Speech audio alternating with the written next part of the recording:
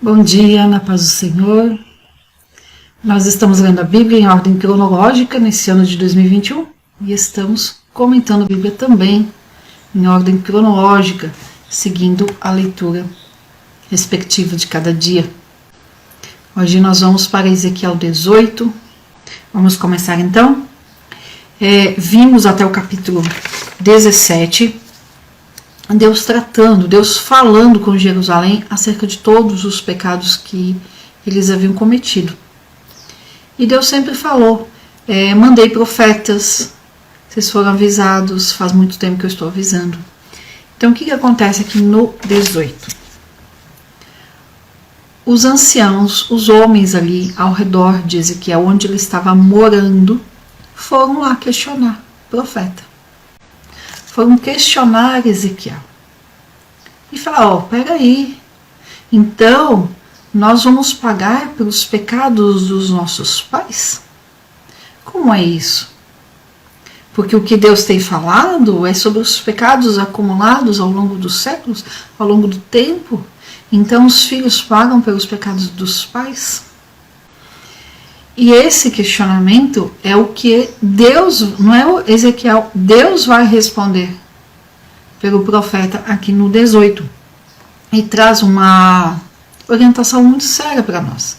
Eu falei para ler o 18, por quê? Porque existe uma teologia, existe um ensinamento em cima de maldição hereditária, dizendo que existe maldição hereditária. A Bíblia não ensina maldição hereditária. E esse capítulo 18 nos mostra claramente isso. Então, por que eu falei para ler e reler o 18? Para entender essa questão da maldição hereditária. Tá bom? Eu não sei quem acredita ou quem não acredita em maldição hereditária. Eu particularmente não acredito e ensino o contrário, inclusive. Vamos para a Bíblia. Mas, como dica, eu já falo o seguinte, dá uma olhadinha na sua Bíblia, na que você tem aí com você, qual o título que está em cima aí no capítulo 18. Aqui, nesta aqui, que é a revista corrigida, está escrito responsabilidade pessoal. Já dando essa dica, então, de que não tem maldição hereditária na Bíblia, não tem embasamento na Bíblia para isso. E nesta outra aqui, que é essa versão do expositor, já fala que o pecador deve morrer. É um pouco mais, abre mais no sentido de pecador, e o título em si não esclarece muito, né? Mas nós vamos ver que na leitura, a própria leitura se esclarece, mas nós precisamos ler com cuidado e ler com atenção para entender essa questão da maldição hereditária. E aí eu vou explicar na prática sobre isso. E é isso que nós precisamos entender. E este capítulo 18, ele é justamente o capítulo que é um dos capítulos na Bíblia que vão contra essa questão da maldição hereditária. Então nós precisamos, captar muito bem isso e entender. Porque tem bastante gente que até fala que maldição hereditária não existe, mas acaba não explicando, a minúcia ali do que significa esse hereditário. Então nós vamos entender um pouquinho, e como o assunto eu pelo menos considero bem importante de nós esclarecermos, hoje eu não vou me preocupar muito se nós vamos chegar no 19, no 20 ou no 21, tá bom? Vamos com calma aqui no 18, porque é um entendimento importante de nós termos. Vamos lá então? Bom, então é dentro deste cenário onde Ezequiel estava profetizando contra os pecados de Jerusalém. Vimos bem no 16 sobre ali os pecados envolvendo a prostituição espiritual. Vimos no 17 a parábola ali da videira. Ficou o enigma, tem um enigma ali no 17 que eu não trouxe agora. Eu vou trazer um pouquinho mais para frente porque aí vem outro enigma e como eu disse, estarei explicando cada uma dessas figuras de linguagem nas próximas lives, então vou trazer a questão do enigma, ou dos enigmas de Ezequiel, e aí vou comentar esse do 17, tá bom? Então vamos começar aqui no 18, versículo 1. A palavra do Senhor veio a mim novamente, dizendo: o que dizeis vós? Que usais este provérbio sobre a terra de Israel, dizendo: os pais comeram uvas verdes e os dentes dos filhos ficaram embotados. Então, Deus cita aqui, Deus fala: o que vocês estão dizendo?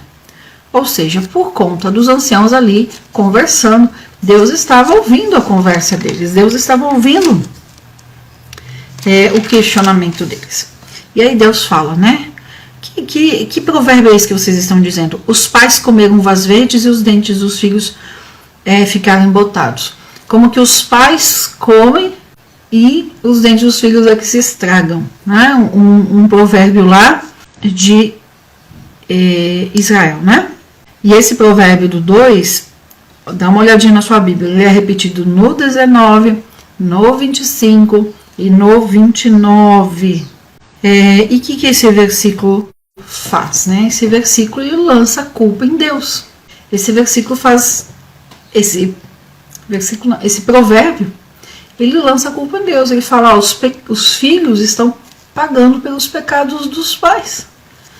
Um pouco parecido do que Adão fez lá em Gênesis, jogando a culpa para Deus também, como aqui. Não foi isso que Adão fez lá em Gênesis 3?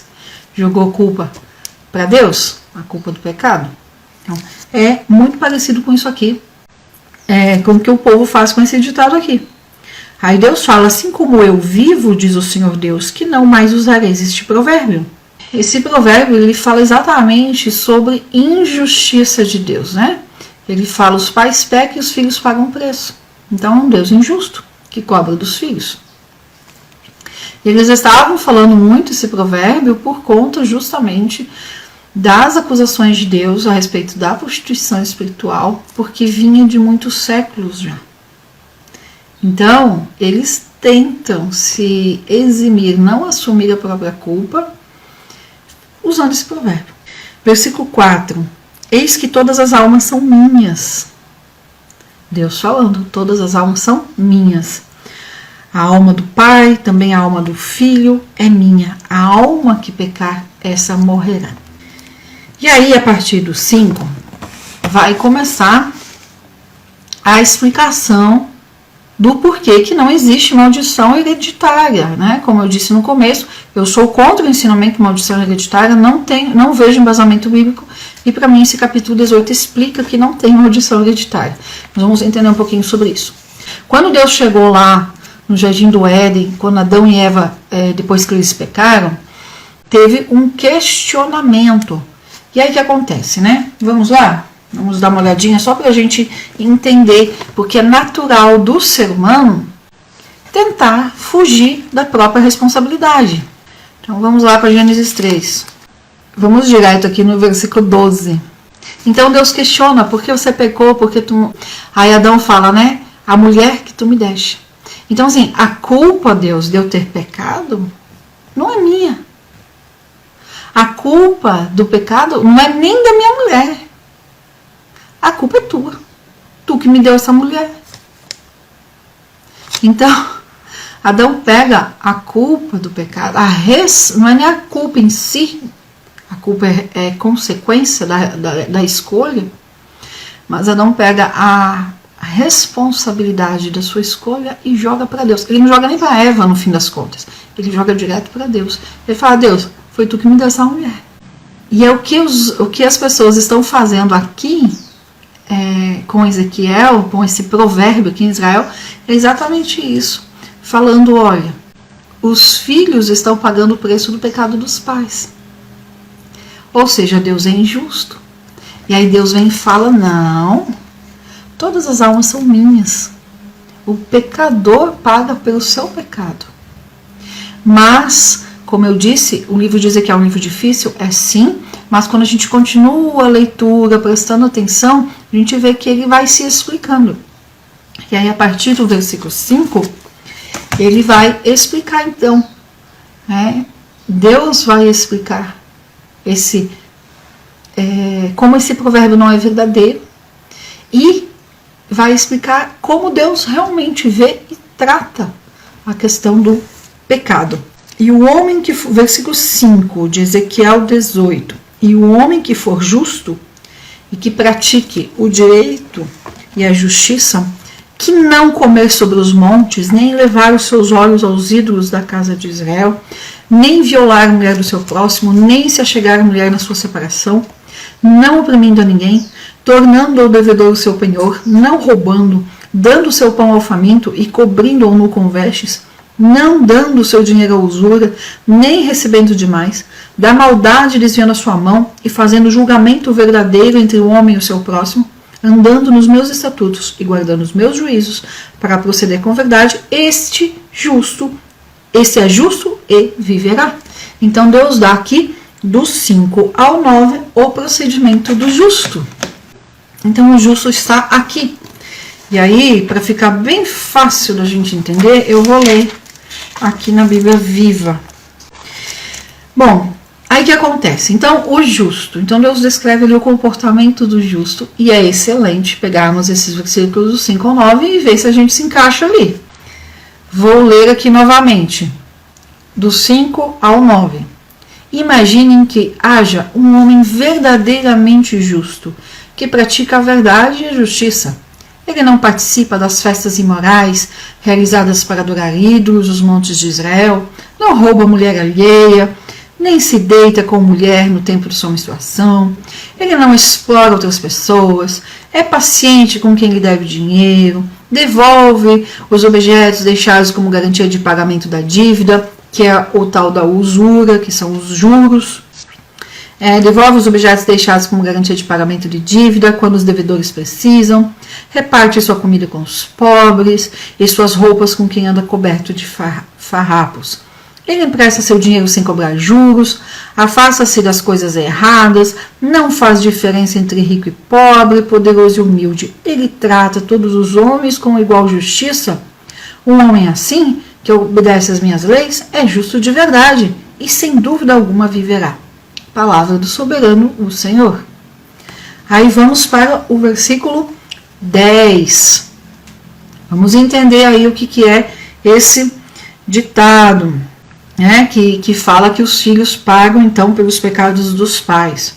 Versículo 10. Se esse homem justo tiver um filho ladrão ou assassino que fizer as maldades que seu pai evitou, e deixar de lado sua obrigação de fazer o bem, adorando ídolos nos altos dos montes, adulterando, explorando os fracos e os pobres, roubando, não devolvendo o que foi dado como garantia, adorando imagens e cometendo práticas detestáveis, cobrando juros altos quando empresta dinheiro, por acaso esse homem viveria às custas da justiça de seu pai?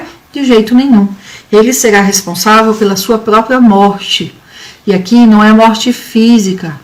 Nós sabemos que aqui já é morte espiritual, que a pessoa morre no pecado. Vamos continuar, versículo 14. Mas se esse homem pecador tiver um filho capaz de perceber a maldade de seu pai e não cometer os mesmos pecados, não comer carne oferecida aos ídolos aos montes, não fizer pedidos às imagens dos falsos deuses, não se contaminar com a mulher do próximo, não explorar seus semelhantes, não guardar consigo o que foi dado como garantia, não roubar, repartir sua comida e suas roupas com os necessitados, ajudar os pobres, não emprestar dinheiro em juros, enfim, se ele cumprir as minhas leis e obedecer aos meus mandamentos, não morrerá pelo fato de seu pai ser um pecador desobediente. Ele viverá, sem dúvida alguma ele viverá. Mas seu pai, que é ladrão, explorador, adúltero e perverso, e fez o que era errado no meio do seu povo, será castigado. Ele morrerá por causa dos seus pecados. E vocês podem até perguntar, por que o filho não é castigado pelos pecados do pai? Ora, ele obedeceu aos mandamentos, fez o que é certo e justo, e por isso, sem sombra de dúvida, viverá. Quem vive pecando é que será castigado com a morte. O filho não sofrerá as consequências dos pecados dos pais, e o pai não levará a culpa do filho. O justo será recompensado pela sua justiça, e o perverso será castigado pelos seus pecados. Nós vamos aí até o 28, falando de livre-arbítrio. Vamos ler aqui o versículo 25. Agora vocês vão reclamar. O Senhor não está sendo justo no seu julgamento. Pense bem, Israel. Quem está sendo injusto? Eu ou vocês? Deus questiona. Se o justo deixa de lado a justiça para viver no pecado e morre sem se arrepender disso, morrerá por causa do mal que cometeu. Mas se uma pessoa que vivia no pecado se arrepender de suas maldades e desobediências e passar a praticar a justiça, não será castigado com a morte, ele salvará a sua vida. Quem considerar os seus pecados e se arrepender deles será perdoado e viverá, não será castigado com a morte. Apesar de isso ser uma coisa tão clara, olha o que Deus fala, vocês continuam reclamando. Versículo 29. O Senhor está sendo injusto no seu julgamento. Os seus caminhos é que são injustos e não os meus. Versículo 32. Eu não tenho prazer na morte de ninguém. Palavra do soberano, o Senhor. Arrependam-se, arrependam-se e vivam. Que eu comecei falando, né, que esse é o capítulo que explica, é um dos capítulos na Bíblia, que explica que vai contra a questão da maldição hereditária. Não existe esse negócio de maldição hereditária pela Bíblia. Vimos aqui, a responsabilidade é de individual. Então tem algumas coisas importantes nesse capítulo. Primeiro, o meu passado, apesar do mundo dizer o meu passado me condena, mas o meu passado diante de Deus é passado se eu mudar a minha postura. Então, o que vale para Deus é o tempo presente. É o tempo presente. E nós precisamos aprender a viver assim. Porque, veja, quando a gente olha demais para o passado, a gente se enche de passado, pode virar uma depressão. Quando eu me encho demais do futuro, pode virar uma ansiedade. Então, precisamos aprender a viver o presente. Primeira coisa, o passado não vai me levar para o céu, por ele só. Não adianta eu ter servido a Deus e ter sido fiel 20 anos, se hoje eu não estou assim. Deus acabou de falar aqui. Você pode ter vivido uma vida pecaminosa, mas se hoje você se arrepender, tua vida, né, tem salvação. Não vai morrer por causa do pecado. Agora, se você viveu uma vida santa, fiel, e hoje você vai, resolve, escolhe viver no pecado, do que adiantou a vida para trás? Então, é claro que sabemos, né? Vamos ponderar aqui, né?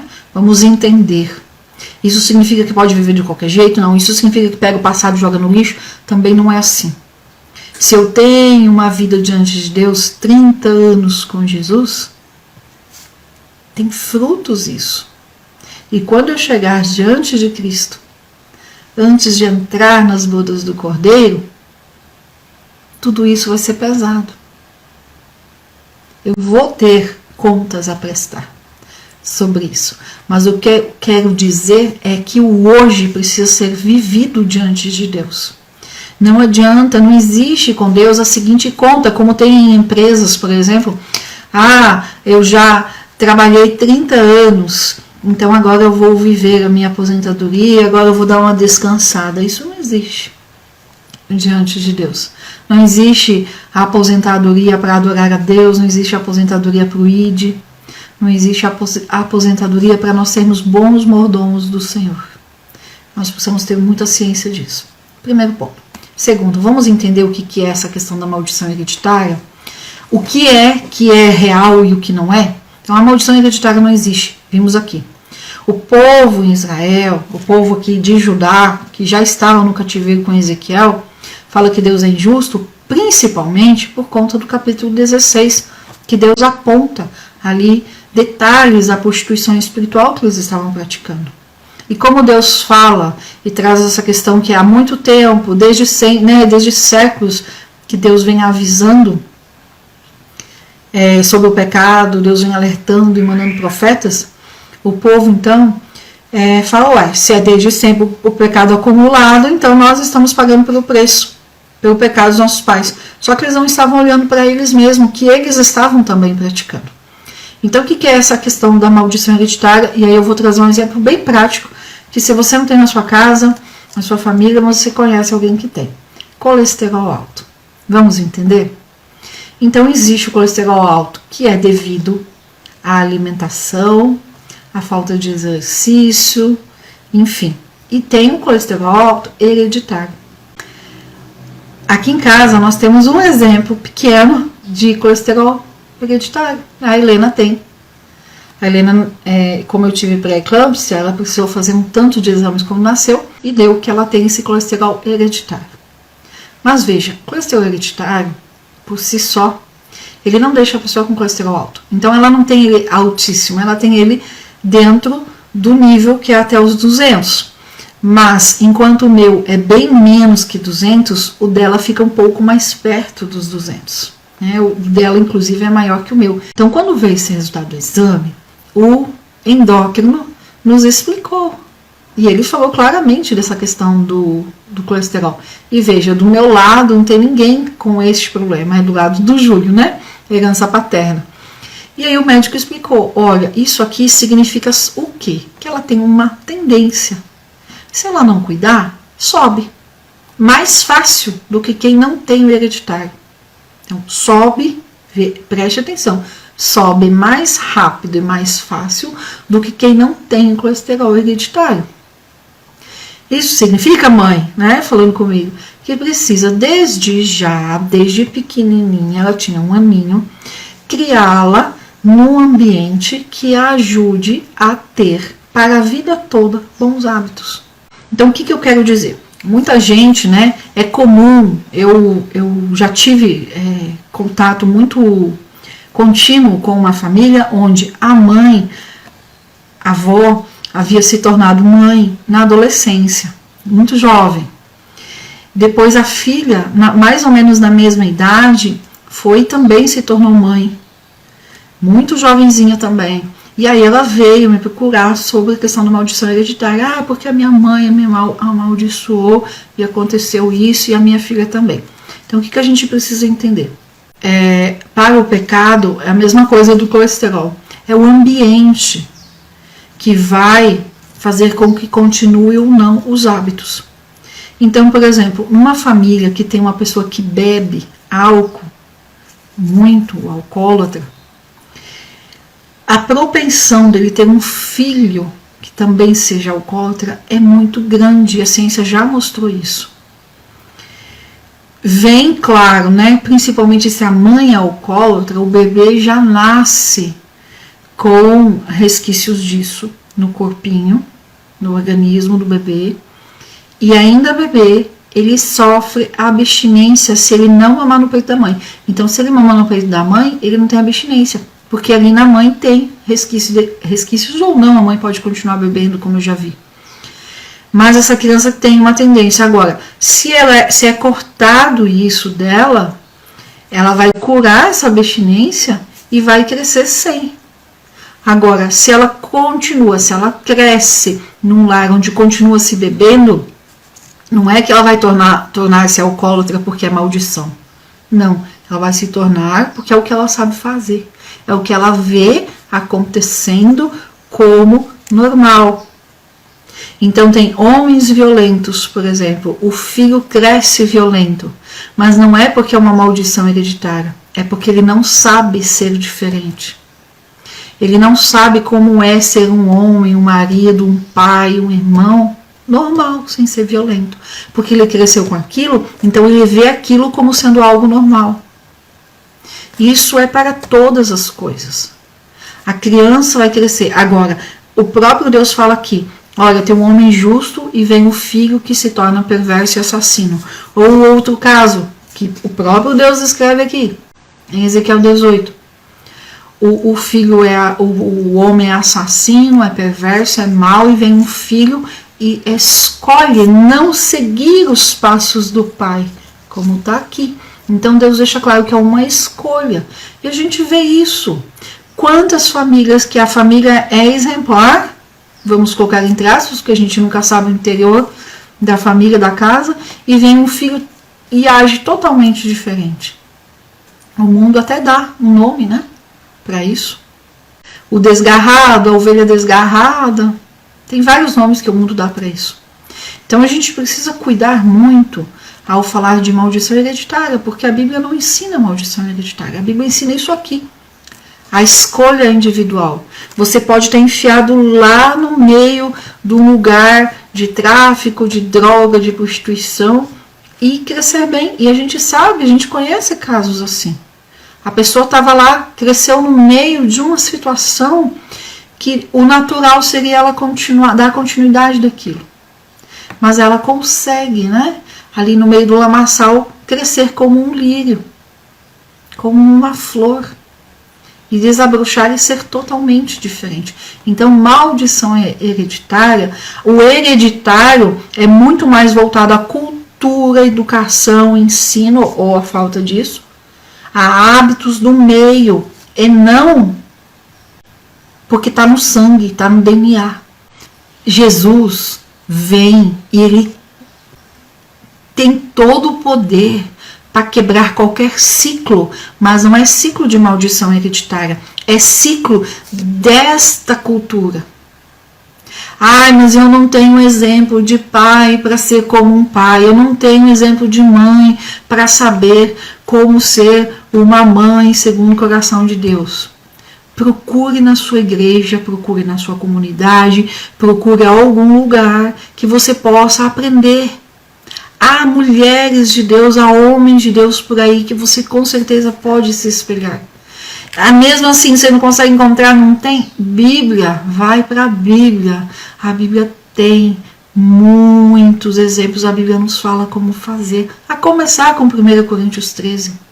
A começar com, eu tenho que ter a mente de Cristo, então eu tenho que olhar como Cristo olha. Se eu acredito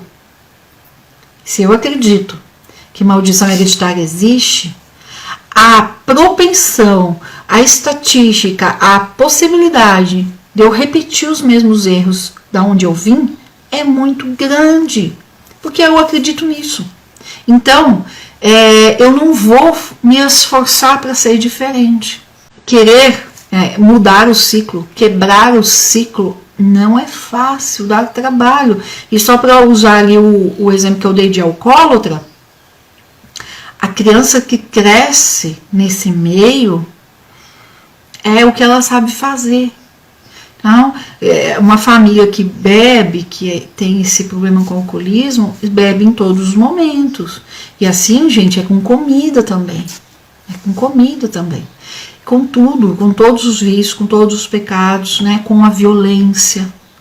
Então, a criança, um menino que cresce num ambiente violento, ele não sabe ser diferente.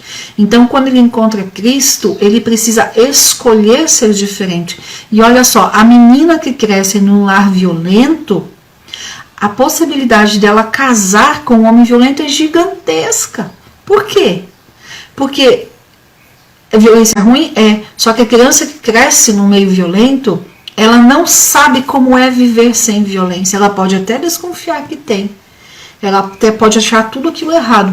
Mas enquanto ela não tem um outro ponto para comparar, aquela violência para ela é normal. Ela está acostumada, ela não sabe como ser diferente, até no sentido de exigir um tratamento diferente. Então, por que a gente vê muitas meninas que cresceram num ambiente violento e aí quando se tornam mulheres, casam com homens violentos? Porque não sabe, porque cresceu num ambiente onde acha errado exigir um tratamento diferente, por muitas coisas. Muitas pessoas usam desculpa para não mudar. Eu sou assim, é hereditário, olha minha família família também é assim. Tem coisas muito difíceis de mudar, que exigem muito da gente. Eu venho de uma família e de um lugar que fala-se muito alto. A descendência italiana fala muito alto. Fala gritado, você vê dois italianos conversando, você pensa que estão brigando. E dois alemães, descendentes de alemães, então, além de você achar que eles estão brigando, você acha ainda que eles estão xingando, falando palavrão, porque as palavras, né? E eu vim desse ambiente, eu vim de um lugar assim. E muito, eu estou aí já, né? Já passei dos 40 e sempre treinando, sempre cuidando, e quando eu fico muito nervoso, muito agitado, muito estressado, acontece alguma coisa fora da curva, eu falo alto. E o meu falar alto não é um falar alto normal, é um gritado.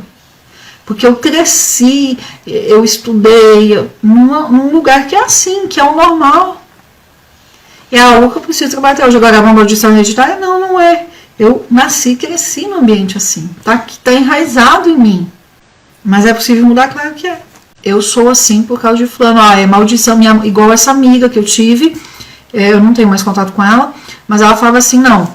Mas eu entendo a minha filha, que se tornou mãe adolescente. Porque eu também me tornei. Porque a minha mãe amaldiçoa a gente. E não é. Na verdade, essa mãe, né, que era minha amiga, que era minha conhecida, não é nem amiga, é conhecida, ela não sabia e também, né, não procurou, justamente porque ela acreditava que era maldição hereditária, mas ela não criou a filha numa educação de se cuidar, de não se dar, de não exagerar, de não ir, né, ela não teve esse cuidado de ensinar o sexo dentro do casamento. Então, para ela era normal ter relações na adolescência com os amigos, com quem quisesse, porque é o que eu desejo, é o meu corpo, é a natureza humana. Era esse o entendimento que ela tinha. Então, claro que ia acabar acontecendo com a filha, porque é uma questão educacional, é uma questão de escolha, se preservar ou não se preservar. Então, é claro que a filha ia seguir os passos da mãe, mas não é porque exatamente estava imitando a mãe, mas é porque não tinha uma rede ali de proteção ao redor. É a mesma coisa com violência, com casamento. Muitas vezes, né, cresceu numa família que não tem um casamento, que não tem uma situação estruturada, e aí até escuta aquilo, é maldição, então todos vão ter um casamento. Não, Jesus é... Gente, se eu acredito em maldição hereditária, eu não acredito no poder de Jesus. Eu não acredito no Todo-Poderoso. Porque sempre, Jesus, o Todo-Poderoso, Deus, o Todo-Poderoso. Se eu acredito em maldição hereditária, eu não acredito em Jesus, que muda todas as coisas, que me muda, que através de mudar a minha mente, eu posso mudar o meu jeito de ser. Jesus, o Espírito Santo. Eu falo, o Espírito Santo é pedreiro, né? Pelo menos aqui no meu coração. Lá em Filipenses 1:6. Vamos lá ver. Pedreiro, Espírito Santo. Muito bom saber disso. Eu não sabia que não existia maldição hereditária. Não há mais desculpas, então, para querermos nos transformar. Exatamente. Depende de nós e do Espírito Santo. O Espírito Santo, nós precisamos deixar Deus trabalhar no nosso coração. Tem muita gente que ensina a maldição hereditária. Tem muita gente que ensina a maldição hereditária. E o que eles fazem? Eles pegam versículos isolados da Bíblia para explicar, ensinar e defender a maldição hereditária. E esse é o problema. Esse é o cuidado que a gente precisa ter. Nós não podemos pegar versículos isolados. A gente precisa ler o contexto e ver tudo o que está ao redor desse versículo. E muitas vezes não é só o capítulo em si. Mas nós precisamos ler mais do que um capítulo muitas vezes para entender. Então, quando a gente vem aqui para os livros proféticos, para os livros históricos, Reis, Samuel, Crônicas, vê o quanto é importante a gente ler a sequência para entender melhor. Então, o capítulo 18 de Ezequiel, a gente está conseguindo ficar mais nele, vamos dizer assim, porque a gente leu muito bem o 16, o 17, porque nós já vimos a história de Israel, o porquê que veio essa questão da maldição hereditária. Então, olha só, nós tivemos reis bons em Judá e reis ruins. Nós tivemos Josafá, um rei bom, e o filho dele fez o quê? Né? O filho dele casou com a filha de Jezabel. E aí dá o que, gente? Não presta. O pai era bom, era piedoso. O filho foi e casou com a filha lá do outro, com a mulher de Tacu, Jezabel. Aí dá o que dá. Então, nós precisamos, né, ler o texto dentro do contexto para entender. Tem muita gente que pega versículos igual uma pinça, pega um versículo aqui, outro lá, e desenvolve, então, essa teoria da maldição hereditária. Assim como a bênção hereditária. Já assim, me abençoou, então tá bom, a bênção hereditária está comigo sobre tal coisa. E aí, eu vou achar que daí eu não preciso fazer nada, porque a bênção está com a minha filha. E aí não faço nada. Gente, ela não vai crescer na bênção, né? É mais fácil eu dizer que eu sou assim por causa de maldição hereditária do que eu assumir que eu preciso do esforço de mudar. Vamos ver, olha Filipenses 1:6. E eu tenho a certeza de que Deus, que começou a boa obra em vocês, continuará ajudando-os a crescer em sua graça, até quando a sua tarefa em vocês estiver finalmente terminada naquele dia, quando Jesus Cristo voltar. Então, o Espírito Santo, né? Jesus veio, sofreu, morreu na cruz, ressuscitou e veio nos buscar um dia, muito em breve. E ele deixou aqui o Consolador, o Espírito Santo, o nosso ajudador. É o Espírito Santo que move o coração. E eu falo que faz a reforma aqui como um pedreiro, vai quebrando a parte que está dura, né? vai aqui quebrando, trabalhando, fazendo novo. É o Espírito Santo. E nós precisamos sim orar e pedir. Espírito Santo, está doendo? Tá. Mas continua trabalhando na minha vida. Tá doendo? Tá, mas continua trabalhando porque eu quero chegar lá. Eu quero chegar no meu alvo. Amém? Vamos continuar então, Ezequiel 18. Eu li o 25 e eu pulei o 26 e 27 e eu quero ler o 26 e 27. Nós vamos ver mais sobre a questão da maldição hereditária quando a gente chegar lá no Novo Testamento, tá bom? Versículo 26. Desviando-se o justo da sua justiça e cometendo iniquidade, ele morrerá por ela. Por sua iniquidade, por seu pecado ele morrerá. Mais uma vez, olha só, mais uma vez, convertendo-se o ímpio da sua impiedade que fez e praticando juízo e justiça, conservará viva a sua alma. Porque ele reconsiderou e se converteu de todas as suas transgressões que cometeu, certamente viverá e não morrerá. Contudo, diz a casa de Israel, não é reto o caminho do Senhor. Porventura, não são retos os meus caminhos, ó casa de Israel? Então, eles continuam acusando Deus de injusto. E Deus fala, como assim? Como assim? Versículo 30. Portanto, eu vos julgarei a cada um segundo os seus caminhos, ó casa de Israel. Convertei-vos e tomai-vos de todas as vossas iniquidades, e a iniquidade não vos servirá de tropeço. Lançai de vós todas as vossas iniquidades com que prevaricastes, e fazei vós um coração novo e um espírito novo. Por que motivo morreríeis, ó casa de Israel? Ou seja, agora vocês sabem, vocês vão pagar pelo pecado de vocês. Vocês não vão pagar pelo de trás, porque não tem maldição hereditária. Então, a partir de agora, fazei um coração novo, um espírito novo, ou seja, a partir de agora tenha um comportamento novo. E Deus dá essa oportunidade para o povo aqui de se arrepender dos seus pecados e começar novo, começar do zero.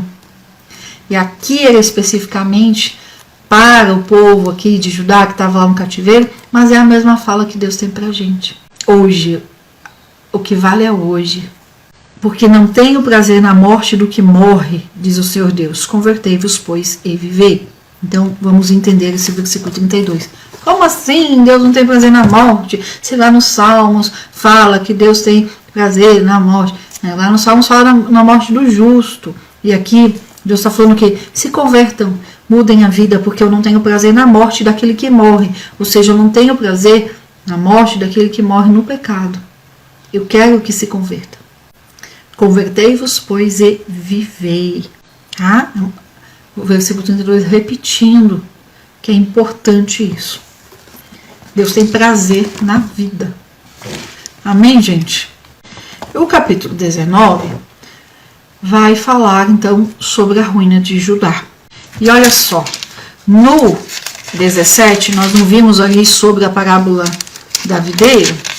Aqui, no 19, nós vamos ver de novo. E tu levanta uma lamentação sobre os príncipes de Israel. E diz, quem foi tua mãe? Uma leoa deitada entre leões, criou seus filhotes no meio dos leõezinhos. E fez crescer um dos seus filhotes, o qual veio a ser um leãozinho, e aprendeu a apanhar a presa e a devorar homens. E ouvindo falar dele as ações, foi apanhado no laço delas e o levaram com grilhões à terra do Egito. Então vamos lembrar um pouquinho lá no início, lá em 2 Reis, o rei Jeoacás, que não seguiu os passos do pai, cresceu, né, se tornou ali o rei e imitou os passos dos reis pagãos ao redor, que fala aqui, né, o qual veio ser leãozinho e aprendeu a apanhar a presa e a devorar homens, por conta que foi imitar os passos dos reis pagãos. E ouvindo falar dele as nações, foi apanhado no laço delas e o levaram com grilhões à terra do Egito. Em qual o rei que foi levado para a terra do Egito, então, com grilhões, ou seja, preso, foi o Joacás, que foi levado lá e foi preso pelo rei, pelo faraó Neco.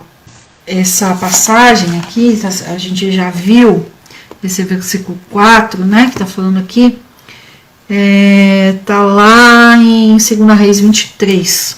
Eu achava que era 25, mas é o 23. E vendo ela que tinha esperado muito tempo e que se perdia sua esperança, tomou outro dos seus filhotes e fez dele um leãozinho. Então ela é quem aqui, né? Judá, comparando então essa leoa com Judá. Joacás foi preso, foi levado para o Egito preso, as correntes. E aí quem veio no lugar dele então?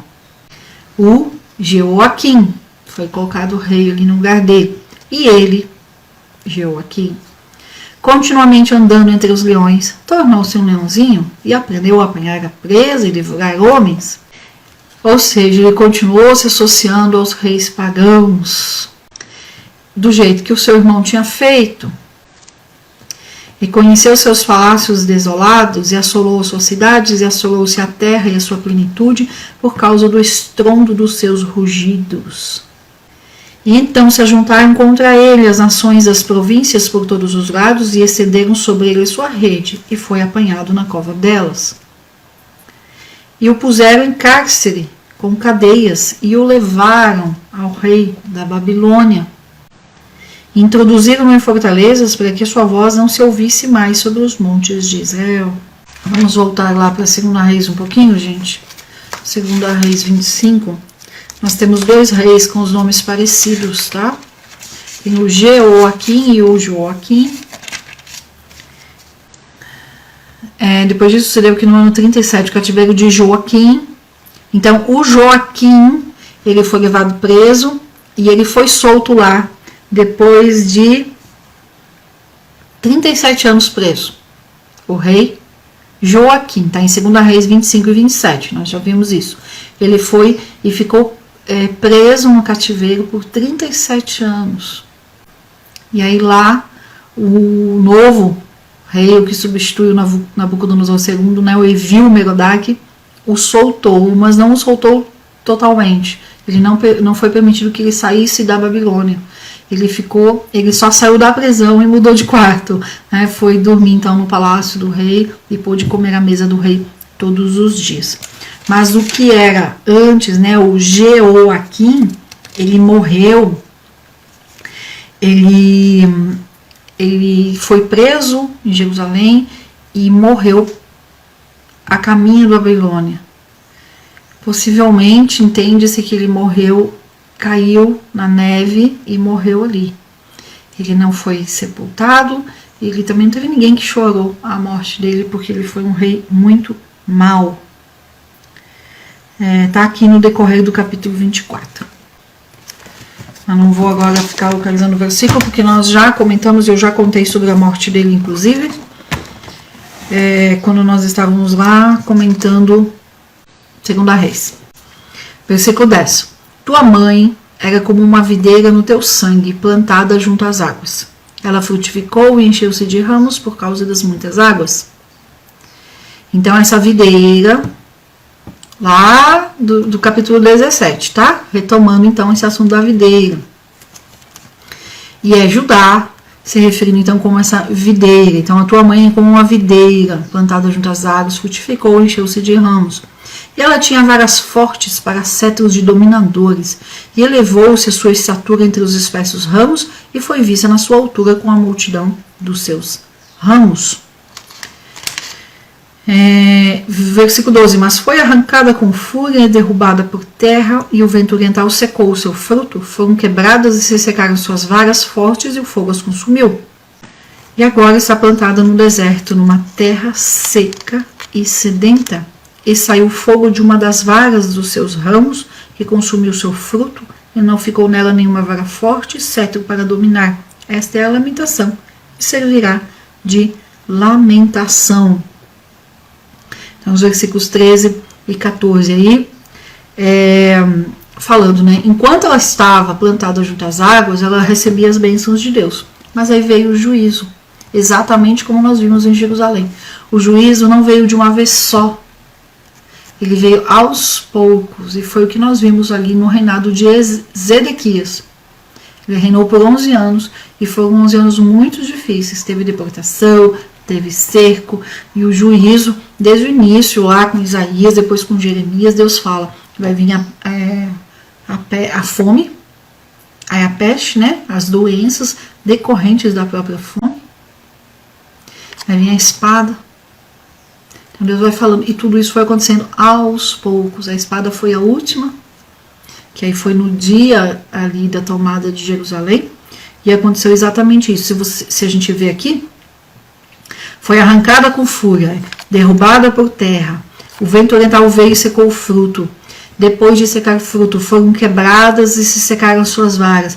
Então, tudo assim, etapas de um processo. Juízo de Deus sobre Judá e sobre Jerusalém. O juízo não veio de uma vez só, veio em etapas. E agora está plantada no deserto, numa terra seca e sedenta, ou seja, sem nutrição nenhuma. E sem nutrição espiritual, falando aqui de uma forma direta sobre o que significa isso. Nós temos uma escolha entre a bênção e a maldição, né? Escolher a bênção e a vida. É uma escolha de não fazer igual, de não repetir os erros dos que vieram antes de nós, sem julgar os pais, né? Não precisamos disso, não precisamos julgar pais, avós, não. É uma escolha, é só escolher ser diferente. Não precisa brigar, não precisa cortar relacionamento, não precisa nada dessas coisas. É só escolher ser diferente e ser diferente. Lembrando de Mateus 5,16, as pessoas precisam ver a luz de Cristo em mim. Então eu não preciso brigar, eu não preciso desfazer relacionamento, eu não preciso deixar de falar, eu preciso só ser diferente. Tá? Ainda sobre o capítulo 18, né? Então o capítulo 19 ele traz essa questão da ruína de Judá, esse lamento, o lamento no sentido de olhar e ver que triste que esses galhos da videira, que foi Joacás, Jeoaquim, Joaquim, Zedequias, os 4 reis que vieram depois de Josias, né? Foram 4 reis depois de Josias. Os 4, então, foram galhos, extensões ali ruins, e todos serviram ali, não serviram a Deus, né? Serviram os deuses pagãos. Joacás foi preso pelo Neco, faraó do Egito. Jeoaquim foi o que morreu. Você foi preso e daí morreu ali a caminho da Babilônia. Joaquim foi o que foi preso e ficou 37 anos preso lá. E Zedequias foi o que nós vimos com um pouco mais de detalhes, porque ele governou 11 anos. Ele não era descendente direto de Josias, ele era irmão. E ele era filho de Josias, mas ele não era descendente direto do trono. Reinou 11 anos e foi preso também pelo exército de Nabucodonosor. Foi para a Babilônia e morreu na prisão na Babilônia. Foi cego, foi furado os 2 olhos. Tá bom? Amém? Vamos encerrar então e a gente continua amanhã em Ezequiel 20. Fiquem com Deus, gente. Deus abençoe.